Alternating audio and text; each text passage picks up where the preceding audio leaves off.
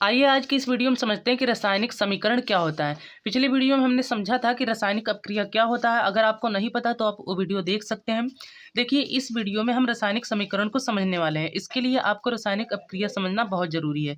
जब भी कोई रासायनिक अपक्रिया होती है तो उसको व्यक्त करने के लिए हम अक्षरों का प्रयोग करके एक समीकरण लिखते हैं, ताकि लोगों को आसानी से समझ में आ जाए कि रासायनिक समीकरण क्या होता है। ठीक है, तो जैसे मान लेते हैं, हमने पिछले वीडियो में बात किया था कि अगर हाइड्रोजन और ऑक्सीजन और ऑक्सीजन और ऑक्सीजन अगर जुड़ते हैं तो हमारा जल बनता है। ठीक है, ये हमने पिछली वीडियो से सीखा था। ठीक है, अब हम हाइड्रोजन ऑक्सीजन के मिलने से जल बनता है।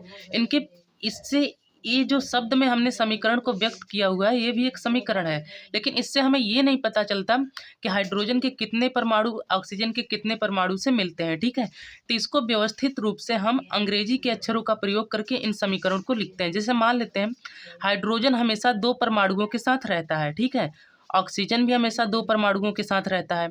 ठीक, अब हम जानते हैं कि ऑक्सीजन का 1 परमाणु हाइड्रोजन के 2 परमाणु से मिलता है। अब ऑक्सीजन का यहाँ पे 2 परमाणु है, इसका मतलब यहाँ पे हाइड्रोजन का एक और अणु अगर आ जाए, यानी कि 2 और परमाणु आ जाए, तो ऑक्सीजन उसके साथ मिल लेगा।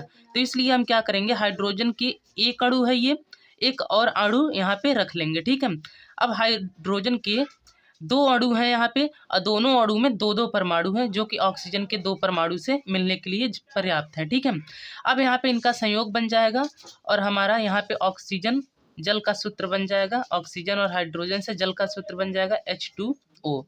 यानी कि यहाँ पे ऑक्सीजन का 1 परमाणु हाइड्रोजन के 2 परमाणु के साथ जुड़ा है, और ऑक्सीजन का दूसरा परमाणु भी हाइड्रोजन के 2 परमाणु के साथ मिलकर बना है।